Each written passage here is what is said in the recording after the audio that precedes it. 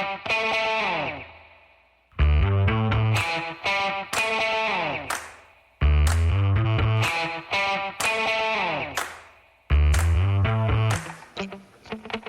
folks. Welcome to another episode of Film Study. This is Ken McCusick, and we're here to continue our expectations series today, talking about a couple of Ravens, Deonte Harty and Justin Madubuike, one offense and one defense, as this series has been, if you've been following it, and an opportunity to talk to a large portion of the Baltimore analyst community.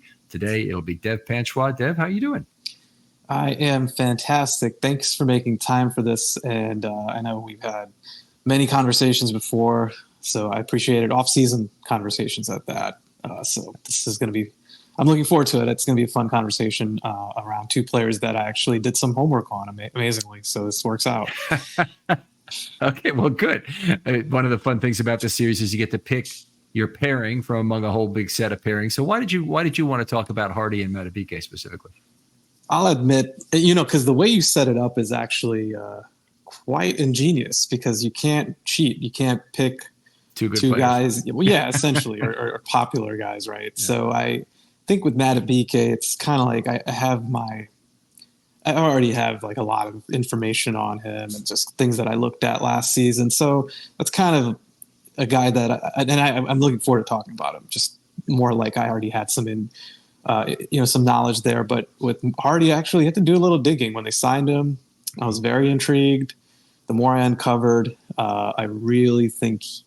And I don't want to give it away. I just think he's going to be a big factor in the season.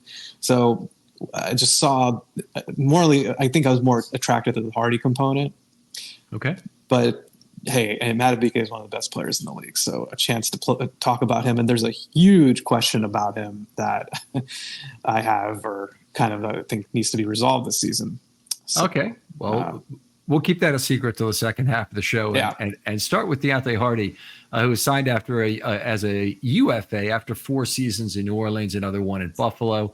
Very small guy. For fans of Baltimore football in the 1970s, they might remember Howard Stevens being a very short punt returner in that era, punt returner, kick returner. Harty is 5'6", 170 pounds, slot receiver, and kick and punt returner. Yeah. Yeah. 27. Oh, go ahead. 27 in December. What do you see his role on this team? Let's just start with that. Yeah. So at baseline, I think it's pretty obvious with the special teams return rule change, and I think they're adopting it from the XFL, or is it? I can't remember exactly. Right. They're kind of coming up with it from that league as inspiration, but it makes the return man viable again, right? So that's starting point. And he is unique because of the fact that he's got kick and punt return experience, and he's done it at an extremely high level. I think he had a touchdown in that Buffalo-Miami game that was to decide the division last year. So he's a prime weapon in the special teams return area. That's a given. I also think he has some sneaky value, though, as a vertical option. If you look at last season for this team, Aguilar is about the closest thing they kind of had to somebody that could, and Zay of course has it, but like there wasn't a guy that's just vertical speed, really, speed routes down the field. Now they have at least 2 guys because they brought Tez Walker in and drafted him. So I think there's also that element that they wanted to add as an option. He's got some good depth, and he's been productive for a 4th kind of receiver, right? So I don't think you sneeze at that either. But those are the things that stand out to start. Okay, let's start with the kick return component, because I think that's the thing the Ravens really got him for. And I'm very impressed with how far ahead the Ravens have been in terms of figuring out how they're going to need to take advantage of these new rules. They're probably involved in the development of them. But they also they went out and got Chris Board, who's one of the best special teams tacklers. He doesn't really have any value as a linebacker, in my opinion, but he's one of the best special teams tacklers in the entire league. And bring him back is clearly a concession to this, because return games, both punt and kickoff, have been basically taken out of the game the last couple of years. they haven't been a big part. But I've been very impressed with that, and I think Harty is obviously at the heart and soul of what they think they could do in their return game. Oh, no doubt, and I agree 100%. They are one of the best, if not the best, special teams team, I think, in the last 10 years, right? It's the data and the statistics bear that out. I think New England has also been up there, and they put a premium on it. But in particular, Ken, I really believe that these rules, because one thing that stood out to me was Eric DaCosta was asked about it, and he said nobody's going to know until we play whether or not a return guy, or really the coverage units, to your point, board in particular, guys like that, like who's going to succeed? Is it traditionally you had receiver type guys that could fly down the field? Is that going to work, or do you need the bigger guys to get off press? Yeah, I agree with DaCosta's comment, by the way. What you're saying, we're not going to know. But the good thing about the Baltimore Ravens is they're being proactive about how they're thinking about it, and they're going out and getting the players that could potentially get the job done for them. They're starting with pretty good coverage units anyway. But I think if you look at their draft, also, I really did not like the Sanusi Kane draft pick. But if you want to figure out how's he going to help the Ravens, it's on special teams. He could be a dime back, but he's not a back end safety of any sort. Not free and not strong, not half field, not any of that. He's a guy who will help them on special teams, and I think that that probably went into their calculus in that 7th round and saying, well, we've got a few other players we could think about here. Who do we want to lock up and not rely upon the UDFA process? Yeah, I would agree with that. Again, I do think now with what's going on, special teams is really going to tilt things in a big way, and the component is that are all the teams prepared? And there's an edge there, right? There's teams that are prepared, that made the moves accordingly, whether that's signing these premier return guys. Also, to your point, maybe they put more stock in those back end draft picks because they really want able special teamers. So I like that.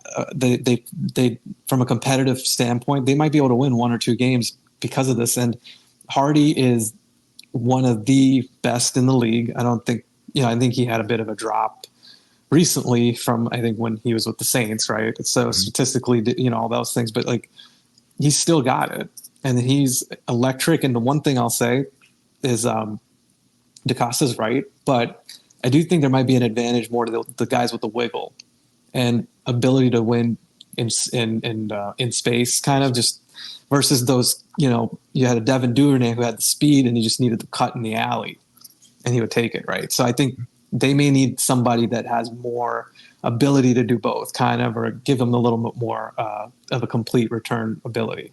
Right. I mean, I do believe Duvernay is probably faster than Harty, but he probably also has better contact balance and whatnot being lower. But they don't have Devin Duvernay anyway. He's gone to Jacksonville. It's not an issue. I think they probably would have been okay with him as a kickoff returner here this year, to be honest about it. Mm-hmm. But Harty's not a bad second choice. He probably gives you a little bit as a receiver. We probably want to talk about that as well. Did want to go back to, as a rookie, Deonte Harty was AP1 and a Pro Bowl player for the Saints. And he hasn't since, but he's done a little bit more as a receiver over that period. Some things to like, some things not to like. But getting into his receiver thing, he's had 113 career targets in 5 seasons. So it's not like he's been on the field a ton. But 113 is about 22 per season, 23 per season at 8.3 yards per target certainly is something. Yeah. No, exactly. There is credible wide receiver ability. Back end depth, back end bench, you could do worse. And I think his most productive season, he had, I think, around 400 something yards with the Saints, which is not insignificant. And he was a legitimate factor in their deep ball game. So the other thing is, I think even with the Bills, with Allen, there was some routes that he won down the field. And I know, just because I do observe the Bills a little bit more than other teams, like although they, on paper, Diggs is that guy. You look at the rest of their, and Gabe Davis was that guy. I mean, that was really the depth that they needed. A guy like Harty. So he came in and he ran some important routes for them. So again, if the Ravens are stuck, you could do worse. And sometimes you just need that tactical ability for a receiver to threaten down the field.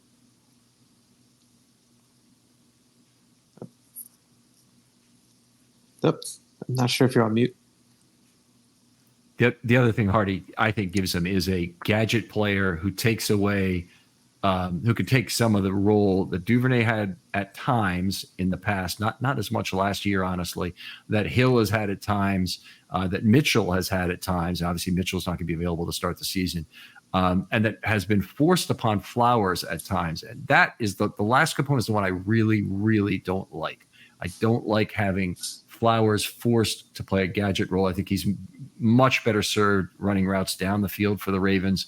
Now, that doesn't mean he does only that, because you have to have complementary routes to go with that force the defense to play you honestly. But the best thing that Flowers can do is attract the attention of two defenders. That is the best thing he can do for this offense. That's going to free up a lot of space that can be used effectively by Monk and Jackson and the Ravens tight ends and other wide receivers. That's a good point as well, because I do remember in the red zone, the Bills did get kind of creative with Harty, right? They had him sneak out and I think he scored a touchdown catching the football, just on what you're saying, as a gadget player. So they have some options there. And if somebody blows their coverage, he's got good hands. He's been able to convert those down the field throws. And if you're mostly involved as a down the field threat, you're automatically less successful, right? It's like the moments that you make those catches can really stand out, because it's a higher percentage of not being successful usually on those routes. So does that make sense? So the fact that he's been able to win a few of those, I think that's helpful. Yeah, that's always good. But you get better yak opportunities. It's definitely a trade-off. There's definitely a lower catch percentage involved in those. One of the things that has been probably the biggest shortcoming for Harty in his career has been there have been a high number of interceptions on the balls thrown to him, 9 and 113 career targets. That's way too high, obviously. You wouldn't want an 8% interception rate for anybody in today's game, where interception rates are around 2%. But that included 6 in 2021, which was his big year. He's never had a good passer rating throwing to him, never as high as 100. In fact, I don't think it's ever been as high as about 94. But it's 84.5 passer rating throwing to him career, and 75.8 in 2023 with the Bills, when Allen had a couple interceptions on balls thrown to him. That has been an ongoing problem. Interesting. Some of that is overthrows, some of it is tips, and there's probably things he can do to reduce that. You don't. If you're a short receiver, you don't want to be going up high for the ball and just getting a little piece of it with your hand. That's usually a very dangerous thing that is going to give a back-end bracketed defender more time to make that play. Yeah, technique, and then to your point, the size factor.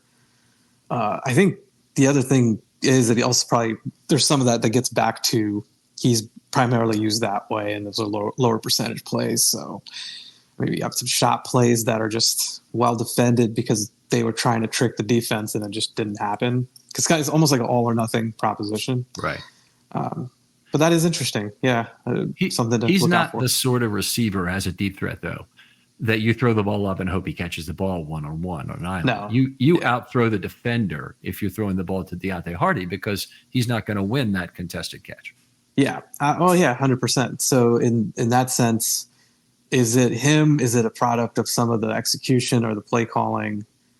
It's probably a little bit of both. And what I envisioned is he's the guy that if you are, let's say, heavy, formation, maybe this is another area, right? Like you're on one side of the field and you're trying to flip the field with the vertical throw down the field, vertical conversion, right? That's where you could win and catch the defense off guard. And so there's little things. I mean, how much he factors in, I'm not entirely sure, just because you don't want to be too predictable either. If he comes on the field and you're never using him, then it's going to be obvious why he's there. So it's just, but it's still, it's something that they can work with that is a key, or is an added element, I should say, than what they didn't have before. He's pretty consistently run the ball about 4 times per year, 19 career carries for 123 yards, 6.5 yards per carry. Can easily fulfill the jet sweep / misdirection role within the Ravens run game, which is very important because the Ravens can show you 4 very regular and significant components of misdirection. And they have more in their bag, but 4 very, very basic ones. 1 is counter plays. Okay. 2 is anything involving the option. 3 are jet motion carries, and 4 I have forgotten for right now, which is always embarrassing when you say there's a list of 4. But I forgot what it is. We're really far from the season starting, though. No pressure. Yes, it's the preseason for analysts too. but anyway, let's move on to what is a good season, what is a great season for Deonte Harty. So I believe a good season for him would be, he makes an impact. I'm trying to think of a good way. Like, does he score a touchdown? Maybe he gets 1 touchdown between the return game. He's consistently healthy and available, and I think he gives you some shot plays. Maybe he can help even win a game on a down the field touchdown, something like that. Like, so he's involved enough as a receiver as well. But I think a great season would be obvious. He's gotten to all-pro status before. Let me go good first, then we'll come back to great in a second. Got it. So for a good season, I say he takes the kickoff and punt return roles, provides relative value in each, such that the Ravens finish in the top half of the league. I don't think that's too hard of a goal, or it shouldn't be. I think the Ravens are on top of things, particularly with the kick return side of that. He's got to avoid fumbles. He creates both value with the ball and valuable misdirection for the Ravens run game, both very important. But the value with the ball is actually probably less important than the misdirection. So he'll get a few carries, maybe 5, 6, 7 carries, 6.5 yards per carry would be fine. And some misdirection would be terrific. I want to see him integrated offensively by Monken as a player who threatens space with no particular expectations on the results. So again, you're gonna use Deonte Harty down the field, great. That's if he can take an extra defender, that's fantastic. If he only draws man coverage, then you're kind of wasting it. Otherwise, I want to get him in space into places where he has a chance to make a play with the football after the catch. And that's not always easy in the middle of the field, and it's sometimes dangerous getting Harty the ball in the middle of the field with the interceptions he's had. But those are the things to me that would make a good season. No specific expectation on yards per target or yards overall that would go with a good season. Yeah, no, makes sense. I think you captured it. And I think, moving to great, which I kind of spilled on, but actually there's more to it. So, again, I think it's clear if he gets back to that elite return status that he had before. So that's number one. You talked about Devin Duvernay being an all-pro. And if he's an all-pro, right, I think that's attainable because he's done it before. Mm-hmm. Multiple touchdowns, impact in the return game. He's somebody that coaches will have to account for, game plan around. As a receiver, you kind of hit on a lot of things that I thought are good for him that could be great for him, really. Like you said, is he influencing and getting able to help Zay Flowers, Bateman, Aguilar, these players get open? So just his presence on the field, again, ability to take the top off. And I guess if you're pushing it further, can he even give you about 300 yards? I don't know, about 400 something yards, because then there might be something to the fact that they have some injuries. I think that might signal he's playing a lot when he doesn't need to. So again, can he be productive enough, win down the field, open things up to your point, spacing wise, and be a factor? Maybe not quite a fourth receiver, but if you have, the other thing is Tez Walker's a rookie, right? So we don't know what to expect. Is he going to factor into that? And I think he can. So those are my expectations if we're talking about a great season. Okay. All right. Fair enough. I think I've got similar here, and I didn't go with a lot of specifics statistically, but I did go at a higher level than good. Excels as both a kick and punt returner, and the Ravens stay ahead of the curve in maximizing the value of the new kickoff return game. Plays about 25% of the offensive snaps. He's played between 7 and 36% in his seasons to date in the NFL. To spell Zay Flowers primarily. Okay, so Flowers isn't having to play every snap as he has in the past. Monken and Lamar find a way to scheme him into higher value results on offense with an interception rate significantly reduced from his career 8% rate. Honestly, if that's it's not Harty is not going to be someone I want to see on offense if they're throwing 4% interceptions on the balls his way. It's not going to be something that's good. Becomes an extended play threat with trust from Lamar, yards per target of 8.0 or more, primarily in a gadget role. And again, I'm not setting anything up, but if you took the 8.0 yards per target, he'd have to get 50 targets to get to 400 yards, folks. I cannot envision a circumstances where that's a good thing for the Ravens. Yeah, I agree. That's why that number is probably not going to be very exciting. Yeah. And it probably was a similar factor for the Saints too, right? Yeah, I would say. Yeah. So move on to talk about Justin Madubuike. Sure. So obviously we know he cashed in on his contract year. He'll be a Raven through at least 2025.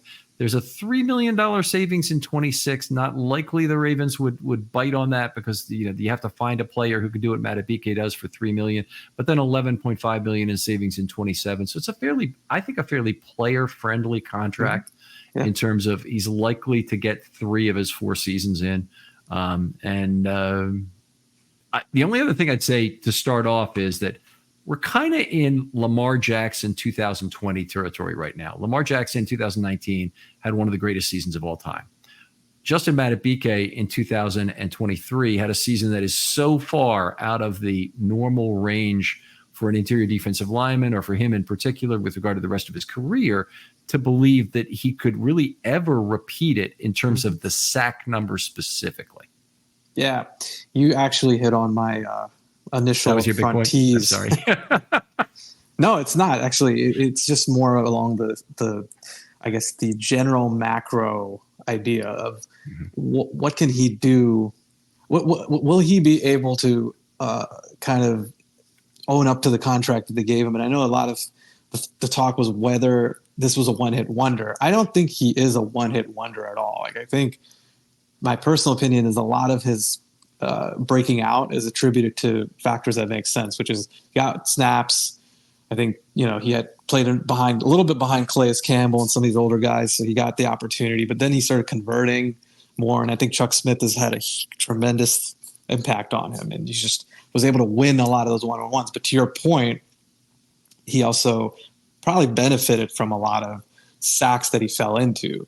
Oh, sure. That guys that just were teeing it up for him, and he cashed in. So literally, but does that mean if he comes down from that and he gets 9 sacks and 8 sacks consistently, that's still really good probably. And if he influences double teams and other things and helps the defense in other ways, it's going to be relative to me. Like if he can own up to that contract.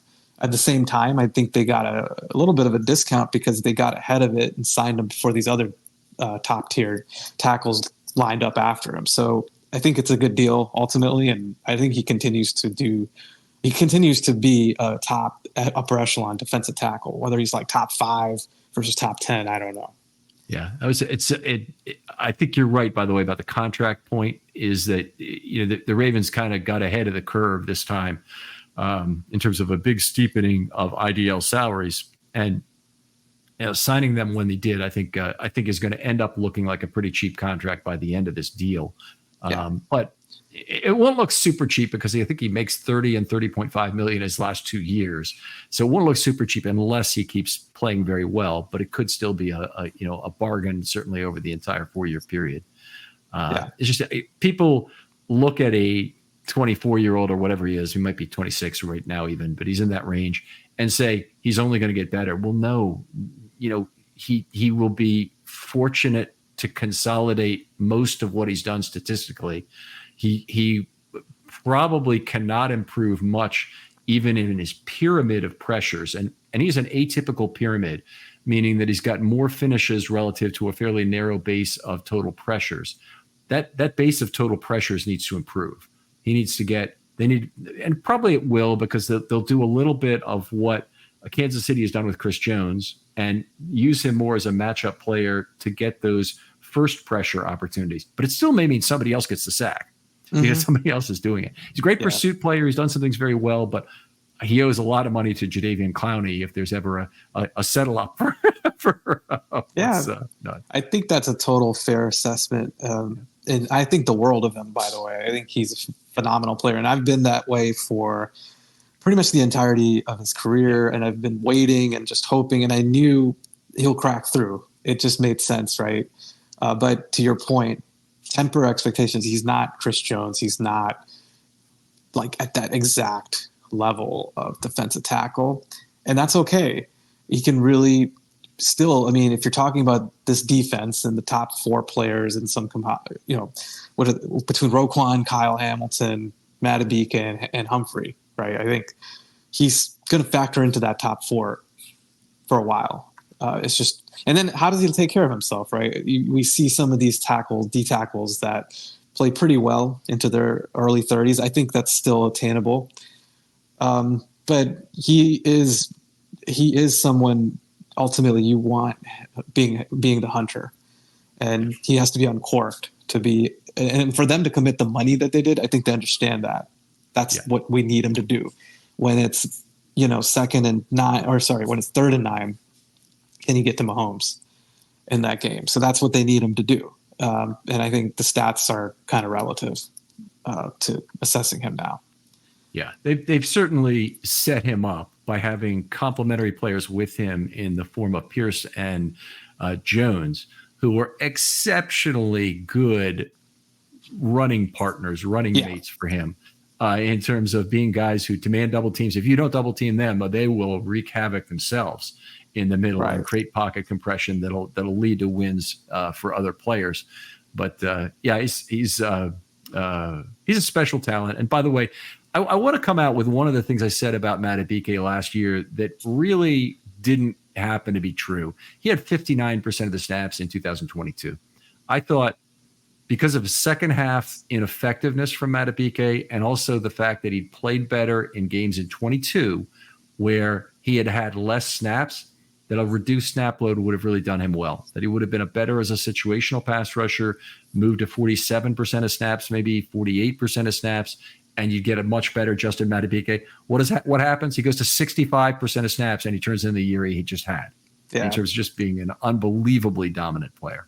And you confirmed it, because I don't dig into the data all the time in terms of these things, right? I look at it after the fact from people like you who I feel like do a great job of gathering the information and actually putting the data behind it and the math behind it. But just looking on the field, you notice this uptick, and then you see last season when he wasn't always as consistent, but he was very impactful given the snaps that he got, right? And I think it's just a matter of the numbers weren't quite there. I think he was at 5.5 sacks, but that's still pretty good. But if you look at it again, I think they must have realized, no, he needs that uptick, and we can't have something standing in his way. They did take a bit of a gamble with that, but it paid off in terms of like not pursuing somebody that would take his snaps in terms of a veteran. That's aside true. From Pierce. And they had a big problem going into 23 because Calais Campbell had just left the team. So it was a big question of how were they going to replace those snaps. And they had Travis Jones ready to go, and he was a big part of the long-term solution. They signed Broderick Washington, of course, and Pierce. They didn't have any belief. They didn't have any true reason to believe that he'd be healthy for a full season, and yet he was. He played his career high in snaps. Mm-hmm. That was pretty terrific. But the other thing is they used 2.20 defensive linemen per play, which is very high by Ravens standards. The Ravens, in most of their rush nickel Martindale years and their race car heavy usage of the race car with 4 outside linebackers and no defensive linemen a lot of the time, we're in there with 1.9 or even 1.76, I believe, one year defensive linemen per play. So it's a big difference. So if you look at 2.2 defensive linemen per play, and you've got 5 defensive linemen who are splitting all those snaps because they were all healthy this last year, means the average one has to play 44% of the snaps. Mm-hmm. That is a very high percentage by Ravens historic totals. Interesting. Yeah, and it's a fair point because how many times do we remember seeing some of these? I mean, they did rotate, right? But the core guys were on the field a lot. Yeah. And for that to work, you need a guy that's a workhorse like Madubuike, and that's a huge value. If you don't have to sub him out as much, and he plays those snaps because he is a force multiplier. Again, if things in terms of attracting attention, and he'll get that even more this season because teams know what he's capable of doing. Yeah. If you're not putting extra blockers on him. Yeah, he migrated towards more of a pass defense role this year, 592 out of 849 snaps, which is a pretty high percentage. But there were several other Ravens who were in that same range, whereas players like Urban and Broderick Washington played more run snaps, or Harrison or Tavius Robinson on the outside. But the three IDL they have right now who can rush the passer, this is a more impressive group than I think they've ever had. And that's really saying something given some of the early 2000 teams. And, having Anthony Weaver or Marcus Douglas and, of course, Sam Adams, Sam Adams never really had that one guy who was with him in those 2 years who was an outstanding interior pass rusher. No. Now they've got three. Yeah. Well, to your point, they were more run stuffers than anything else. I know they had, those days they had Chase and they had Dalton and those guys, but those guys couldn't get to the quarterback. But Jones, and I don't want to steal anybody's thunder for that potential episode, right? But he is excellent, and I think is a legitimate force rushing the passer. Michael Pierce has always been an underrated pass rusher.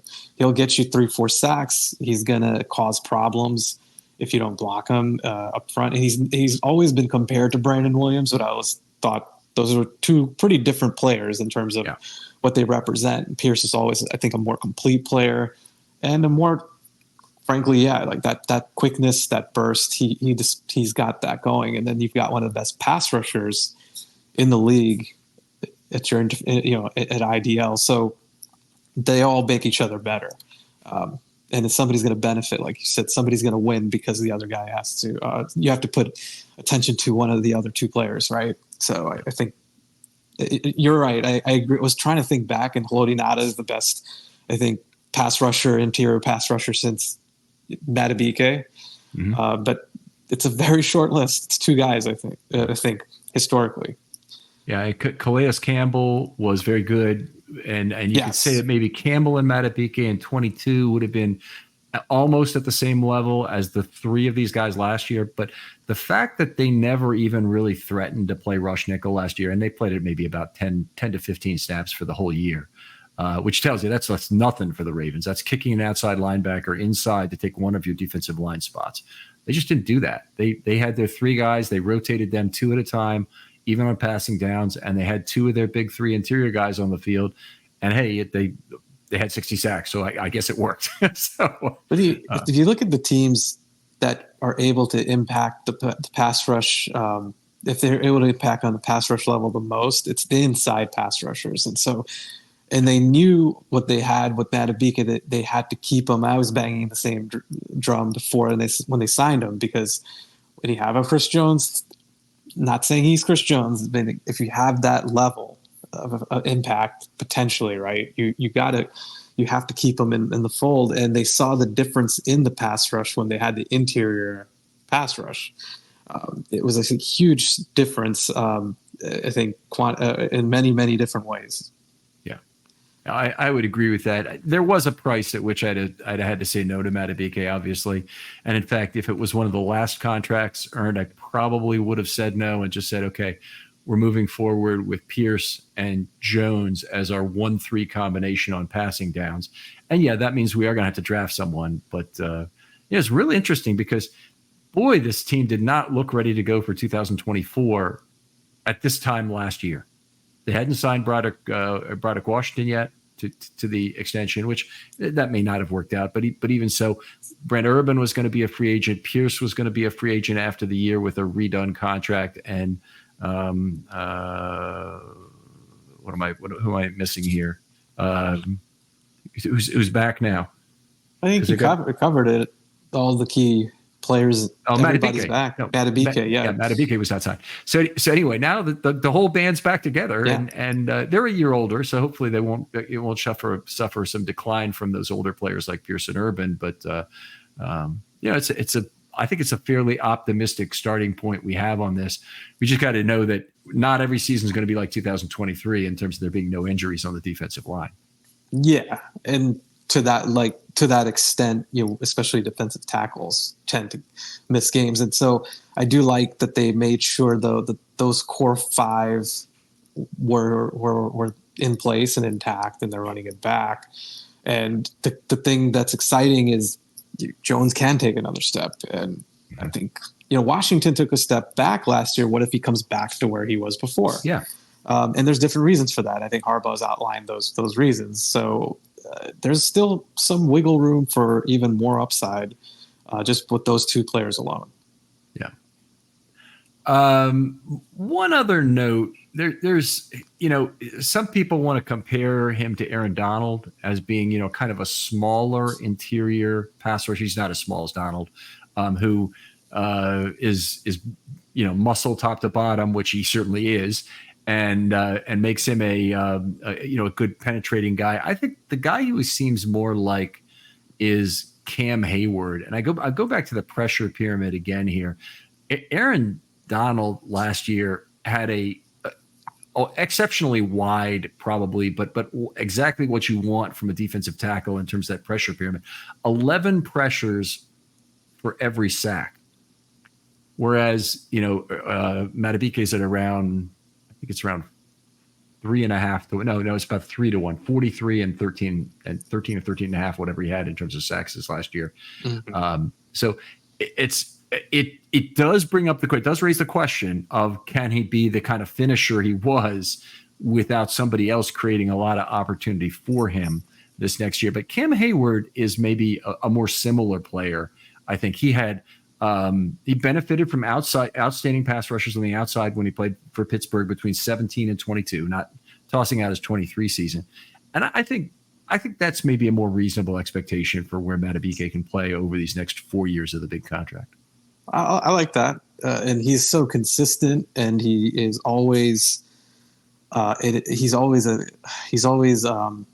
making it, causing havoc, right, of some kind for offenses in different ways. But I think, and what's interesting would be where Madubuike lines up, and do they do some different things? I mean, Cam Hayward is someone I do think see having that versatility, being able to move around different places, and but I know where you're going with it is more just the overall impact and the type of player he is, and you would take that every day for the next how long is this contract? 4 years? 4 years. Yeah, for sure. So I'll take that, no doubt. And the other thing I would say is with Madubuike and the Aaron Donald comp, I think the one thing is that I'm not saying he's Donald in this way, or there's only one Donald, but you kind of sometimes the pass rushers heat up and they're coming in waves, right?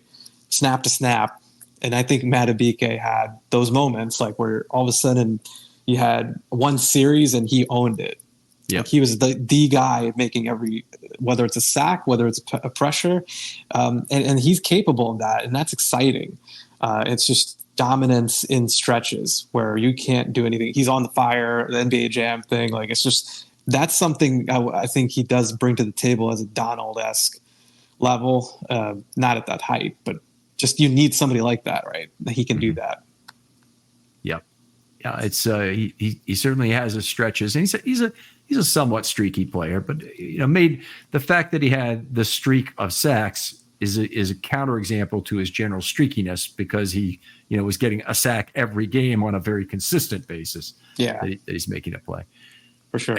Another thing I liked about his last season was the stunt synergies with Pearson Jones in particular, but there's even more. And Madubuike is a player who can be an over or under guy on stunts, so he can crash the shoulder of a player after crossing somebody's face.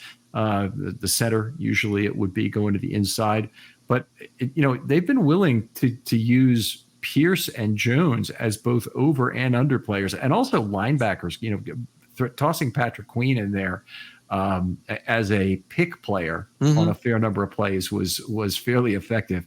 The comical one, I think Tony Dungy might have been doing the game on air, and he caught Patrick Queen finishing a pick on a play where he had a clean lane to the quarterback. Yeah. He stopped and made sure the lane was still here for the looper. Fine. Go get the quarterback. They were so disciplined. That's what that came across for me. And they do have, and I want to see what happens with Kyle Van Noy, right? Because when he was utilized in that way as well in New England, where he was at the line of scrimmage. So that's something I see opening up more from him, because I think they needed him to rush outside a lot more last year. So there's going to be some opportunity maybe to replace some of those picks for Queen that way. We'll see how they do use Trenton Simpson. But to your point, I mean, they come at you in different ways. And they have different versatile options up front to open up pass rush lanes. Okay. All right. Well, let's talk about what a good season is for Madubuike from your point of view.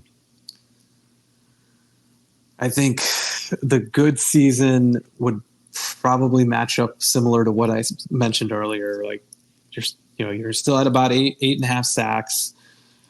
You're creating more pressure. I think based on what you've said, the trend suggests that should happen. More influence on pressures and hits. And he plays 14 games this season.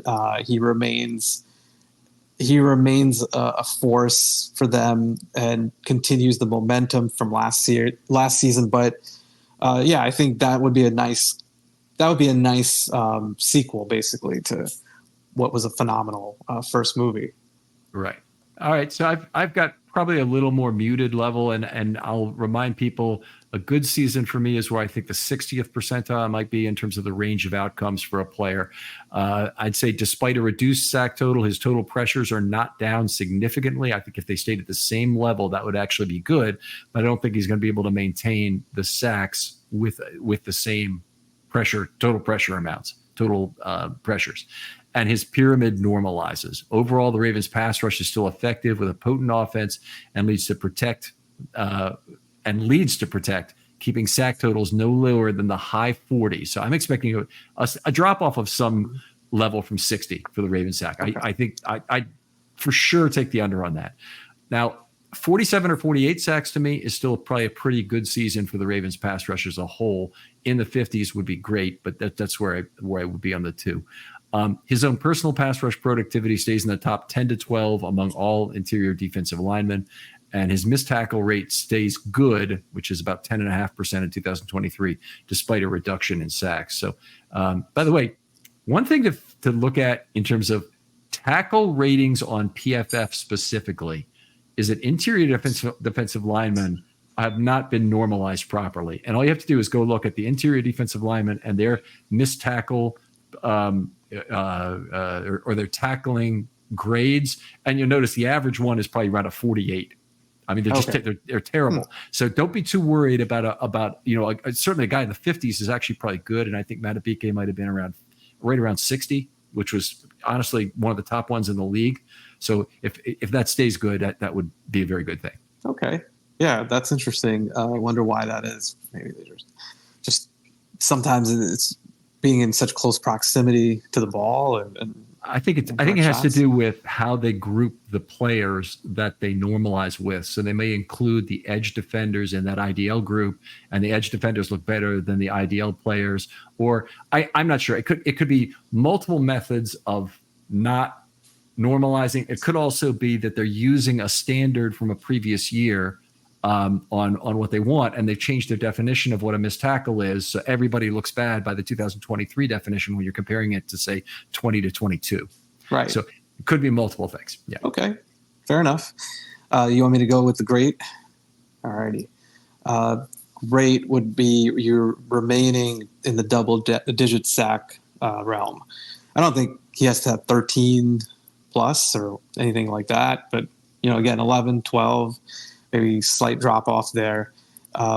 pressures still go up a tick, because I do think, probably the reality is if pressures go up, his snacks probably go down slightly. But they did lose Clowney, so that's like 9.5 sacks right there. And pressures are available, so he'll continue that. And great would be him remaining in, a top 5, top 6 defensive tackle productivity and sheer respect factor level, right? We're talking about one of the best in the game. And if he was able to do that, you have to be super excited, because it's just, now he's arrived. If he doesn't quite do that, he'd go to the good season. I'm okay with that too. But again, it gets back to, is he a top 5 guy? Is he a top 10 to 12 guy? I think he's there anyway. It's just a matter of if he's there and he stays there. So I think the great means he's kind of staying there. And to your point, there's statistical anomalies that probably won't repeat. But I think that's a fair, great season for him. Yeah, by the way, I'd be really excited. I'd sign up right now if he could have 4 of my 60th percentile years. And I think what I'm hearing from you is you're saying a great season this year would be an indication that he's probably going to be at a higher baseline level for the remainder of this time. And we can even, if we were doing the show again next year, we'd be talking about what a good season and great season was and expect more out of it. Yeah, potentially. Because we are saying great and and he's against himself at that point. But I think he would remain in that same zone. Okay. Right. And I think he's capable of doing that. I can totally understand there's reasons, and you pointed him out earlier, like he's not only going to get better. I don't necessarily think it's that, right? I think it's more, he's figured it out. Now, I'll give you one example, Ken. For example, I think this has been brought up in different interviews. With the work he's done with Chuck Smith, he has talked about his hand fighting, his ability to win, and that those moves that he had in his repertoire, that was year 1 with Chuck Smith. And he's talked about getting even better. So it's possible from that perspective, right? Like these are the things he could do to be even better. Does that translate on the field to the output? I don't necessarily know, but yeah. It would be great if that did. I can tell you, throughout these shows last year, Chuck Smith's name was used so liberally, it scared the hell out of me. But honestly, I think you have to look at it not only in terms of what Chuck Smith provided to a lot of individual players, some of the outside linebackers who were having career years, and some of the inside guys who are clearly having the best years in franchise history. You got to look at that as a tremendous success story. I'd also say, the fact that the Ravens were relying on Chuck Smith heavily for their draft choices this year, and that's the way it's been pegged out there, is that they really wanted to get his input on various pass rushers. I'm very excited about that. It makes him one of the best hires in a long time for the Ravens, and they've had some great coaching hires. Yeah, I know. When they hired him, I just was pumped, and I didn't even know everything about what he did. I wrote a piece for Russell Street Report that went deep into his background. This was pre-season, by the way, like before, and I wrote that the objective was to have success with Owe and Ajabo, and I was slightly wrong. It ended up being Madubuike, but everybody collectively, and that could be the next thing, right, for this season. But his ability to teach pass rush as an art form, art of war. Sorry. Is legit in the academy, and all the results, and him working with Von Miller and Aaron Donald. So they took, you're right, they took a bit of a gamble that singular move would really almost unleash these players, and it did, and to their credit. But between that and also, of course, McDonald's scheme. Right. So, yeah. That's great value. All right, I'll get into my great season in 24 in a second. I want to read the great season from 23 because there's some right and there's some wrong in here, and it's worth going back to. Great season for 2023, becomes a voracious pass rush presence regardless of snap burden. Because remember, I was saying that it would be a lower snap count would be good for him. So that was the point where I was definitely wrong on. That includes lots of success with stunts and schemed one-on-one wins. I think I hit that part. Draws attention of defenses, which improves chances for other pass rushers. Just the opposite. the other pass rushers drew a lot of the attention, created a lot of the first pressures. Madubuike became probably the single best cleanup player in the entire league. Got fantastic pursuit, and that's something we really got to be happy with. Great season for 2024. Looking forward, becomes an even more effective pass rusher in terms of success with one-on-one wins versus guards, stunts, and other lineup matches, which create more pressure even with reduced sacks. And again, a few more pressures. I think no matter what, it's going to be a reduced sack total. Continues to draw attention of offenses which don't have enough assets to block all of the Ravens' quality IDL without relying on one-on-one play. And hey, guess what? You can't double team everybody. Ravens' team sack total drops only into the 50s, and Madubuike threatens a double-digit year again. Won't necessarily get there. He might finish with 8 or 9. That's fine. But the important thing is that the Ravens' sack total only drops into the 50s, and I'm okay with anywhere in the 50s. That would be exciting. Yep. 50, 52, whatever it might be. Yeah, totally. Well, I would be ecstatic with that. And that would also give an indication that they're at this level now, and they're not going to fall back, right? As one of the best pass rushing units in the league, which is what they needed to get to, I think, to take that next step on defense. Yeah, it's certainly puttied over some real shortcomings at cornerback this last year to have a great pass rush and to have McDonald's scheme really with lots of oversight for those cornerbacks on the back end. And frankly, to give up some things in the run game that were a fantastic trade-off. They became very un-Ravens-like in terms of their run defense. Yeah, and so Chuck Smith and I believe Anthony Weaver talked about that last season, is that was something they needed to – I don't know if they put it as convinced Harbaugh on, but there was a dialogue that this is what we want. We want to be able to get to the quarterback, and that's going to take a different mentality shift, right? And he embraced it, and he trusted them, and I think the results are fitting, and I think they're actually that is where you needed to go, right? And they did. So I totally thought that was also, that's a credit to Harbaugh. That's a credit to the coaching staff as well. Yeah. All right, Dev, always a pleasure to talk football with you. Thanks so much for coming on. Where can folks contact you online? I know you're very active on Twitter/X or read your stuff. Yeah, and thanks for having me. This was awesome. They can get in touch with me at Dev Panchwa on Twitter. And then kind of quiet right now for Russell Street Report activity, but look out for, I usually have my random features that come up, and then I've got, during the season, I write a piece with Nikhil Mehta, and that is called Battle Plans, and that's been an institution for, I don't know. You know about Battle Plans, Ken. It's been 10, a long time. 15 years running, so we'll keep it going this season. I came back to it, and that was an incredibly enjoyable experience with him, and we'll keep that going as well in the fall. But I think in before that, you might see some features here and there if they come up. Okay, lots of respect for Nikhil as well. He's on our draft show and someone I always look to for various series when we're doing the Ravens. Dev, I hope we can get you back on maybe during the preseason, maybe during the regular season as well, once for the offense or defense show. But it's always fun to break down a game in detail with you after the fact. I know your schedule doesn't always allow it. How's fatherhood treating you? Oh, it's been great. In terms of schedule, yeah, that can be tricky, but just trying to make every minute, every second count with my little guy, and it's wonderful, satisfying, and it's incredible. And it's only been time has flown. I guess it's been 2 years already, so I'm just trying to savor every day because he's getting older. All right. But I appreciate you always being patient and always extending that invite.